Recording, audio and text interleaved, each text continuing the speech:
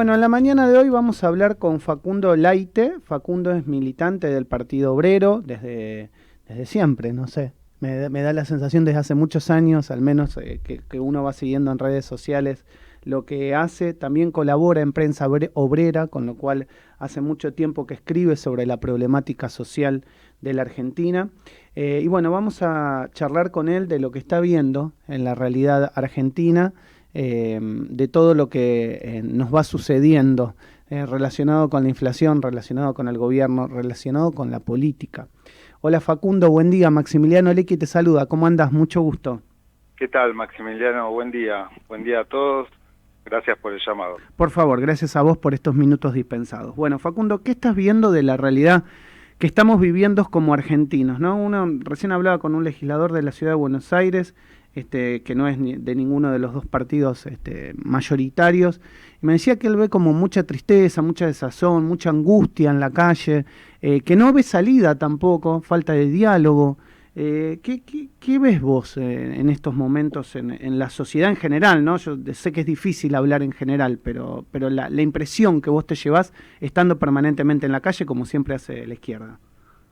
Bueno, efectivamente, esa impresión creo que es compartida y de alguna manera eso se expresó también en las elecciones, en las PASO, donde un descontento se plasmó en las urnas con una caída muy grande de la votación al gobierno nacional, que es el responsable principal, digamos, de la situación que atraviesa el país, y por otra parte un montón de gente que no fue a votar por una desilusión, un desencanto, que está atravesando una situación muy difícil.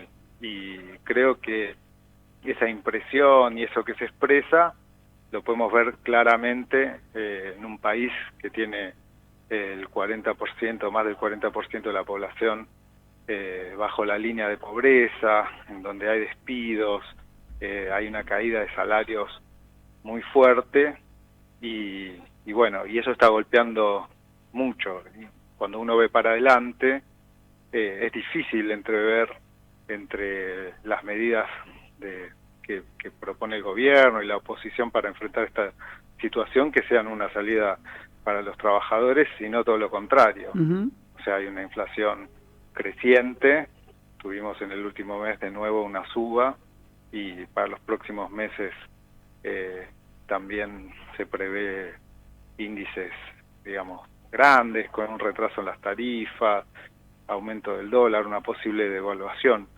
Todo eso puede tener un impacto muy fuerte en la situación social del país. Y cuando acá se proponen reformas laborales, ajuste de salarios, jubilaciones, bueno, obviamente que para los trabajadores eso va a tener un impacto negativo. Vamos a coincidir seguramente que vemos un alto grado de conflictividad que se expresa en la calle, en la lucha, en la militancia. Ustedes, digamos, desde la izquierda siempre están al lado de los conflictos y acompañando justamente los reclamos. Yo en este último tiempo he hablado con algunos referentes del oficialismo, que inclusive están en sus ideas más a la izquierda, y sin embargo hay como un nivel general de sensación de quienes hoy están en el gobierno de que el camino a la salida a mediano plazo es hacia la derecha. O sea, es de alguna manera con esto que vos estás diciendo, con reformas impositivas, con reformas laborales, tal vez con propuestas que están haciendo algunos sectores de más cercanos, que uno parecería que son más cercanos a Cambiemos. ¿Tienen la misma sensación, más allá de hablar con alguien o no? Mira, a mí me parece que de parte del oficialismo hay una trampa, porque presentan un corrimiento a la derecha de la situación como un hecho consumado, impuesto por los medios, impuestos por discursos como el de Milei, pero al que ellos se adaptan, no enfrentan y les sirven como excusa para hacer pasar políticas antiobreras. O sea, entonces me parece que lo que corresponde es desnudar esta situación y decir que ellos son los que están llevando adelante esas políticas como gobierno. No se le puede echar la culpa a nadie más que a su agenda de reformas. Ujú. Por el contrario, nosotros creemos que la salida a la situación debe partir por defender los intereses de los trabajadores, rechazar el ajuste, las reformas que está pidiendo el FMI para llegar a un acuerdo que va a ser negativo para el país. Todos los países que acuerdan con el FMI terminan, digamos, en una situación de quebranto y arrastrando una deuda impagable, interminable, con ajustes y reformas laborales, jubilatorias, impositivas. Entonces, nosotros, digamos, ante una crisis de fondo, proponemos también avanzar con medidas de fondo, un cambio radical, romper ese pacto colonial con el FMI por el no pago de la deuda, y bueno, y una transformación económica del país que permita el aumento de los salarios, el derecho a la salud, a la vivienda, a la educación. Y esa agenda, creo que en una elección es muy importante levantarla. Creo que un sector del electorado y de la población que valora que nosotros siempre estamos junto a los trabajadores en sus luchas, ahora también, digamos, valora como un aspecto positivo que nosotros en toda la campaña hemos denunciado las propuestas privatizadoras y medio fascistas, ¿no?, de Milei, cuando todos, digamos, el sector más progresista por ahí del gobierno se adaptan a su política y dicen que nada se puede hacer para enfrentar esto. Entonces la izquierda apareció en el escenario no solo para defender estas luchas, sino para enfrentar esta agenda derechista y denunciar, digamos, hacia dónde va, porque es presentada como algo antisistema, demagógicamente, pero digamos es una cara muy rancia al sistema, de la cual se valen los demás para llevar adelante, ¿no?, todas estas medidas que son negativas para los trabajadores.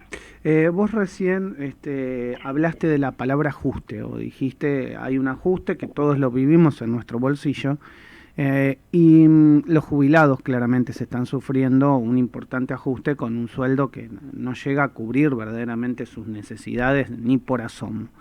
Sin embargo, bueno, hay situaciones que se vivieron como que la expresidenta de la Nación, actual vicepresidenta, pasa a cobrar más que una jubilación de privilegio, una jubilación acomodaticia para el resto de su vida. ¿Qué pensás respecto a esto, no, a estas situaciones tan disímiles que se viven? Bueno, a mí realmente me indignó muchísimo porque la jubilación está en 25.000, 26.000 pesos, realmente es de indigencia. Entonces una persona que trabajó toda su vida, hizo sus aportes, que tenga que sobrellevar el final de su vida dependiendo de sus hijos, o bueno, o si no los tiene, atravesando una situación muy difícil, realmente es indignante. Y bueno, indigna mucho más si los que son responsables de esa situación tienen enormes privilegios. Yo hice una pequeña cuenta que la puse en mi cuenta de Twitter, que un jubilado con la mínima tiene que cobrar 8 años su jubilación para cobrar lo que en un mes cobra la vicepresidenta de la Nación. Mirá vos, entonces, 8 años. Sí, 8 años. Qué o sea, expone un régimen de privilegios, porque bueno, muchos respondían que esto es legal y corresponde, pero si es legal que la mayoría de los jubilados pase una situación de hambre y que la expresidenta tenga semejantes privilegios, bueno, entonces hay algo de este régimen político que no está funcionando, que no está siendo justo, claramente. Claro. Entonces, la respuesta, o que otros expresidentes también lo tengan, a mí me parece que no, digamos, no es que explica una situación, sino que justamente No, expone un régimen de privilegios que hay que cambiar, a ver, definitivamente. Facundo, desde lo conceptual, digamos, uno llega a la política o debería llegar a un cargo dirigencial para servir a la sociedad y no para servirse de la política, con lo cual, cuando vos dejás de ser presidente, más allá de tener una custodia, por lo que sea, porque es posible que hayas tocado intereses y que vos necesites que alguien te cuide o que cuide a tu familia, eso no cabe la menor duda, pero, digamos, después tendrías que vivir con lo que vos hiciste previo a llegar a la política, porque sos un servidor público y te volviste a tu casa, nada más. ¿Para qué Sí, necesitas una jubilación de privilegio? desde ya, nosotros creemos que Desde lo conceptual te lo pregunto, ¿no? los funcionarios, los representantes, digamos, en el Parlamento, deberían vivir como un trabajador. Entre esas respuestas que recibí decían, bueno, pero ¿cuánto cobra el CEO de una empresa? Yo digo, ¿por qué un expresidente tiene que asimilarse en su ingreso al CEO de una empresa y no tiene que asimilarse, digamos, a lo que gana cualquier trabajador o persona del pueblo en general? Acá nosotros siempre defendimos que un parlamentario no sea un cargo honorífico, sino que perciba un salario del monto, digamos, que percibe cualquier trabajador, para que los trabajadores puedan dedicarse, ¿no?, a la política y asumir un cargo si le toca, y después, cuando deja su cargo, vuelve a trabajar en el mismo que tenía antes, como lo han hecho los parlamentarios del Frente de Izquierda, y mientras están en sus cargos ganan lo mismo que un trabajador.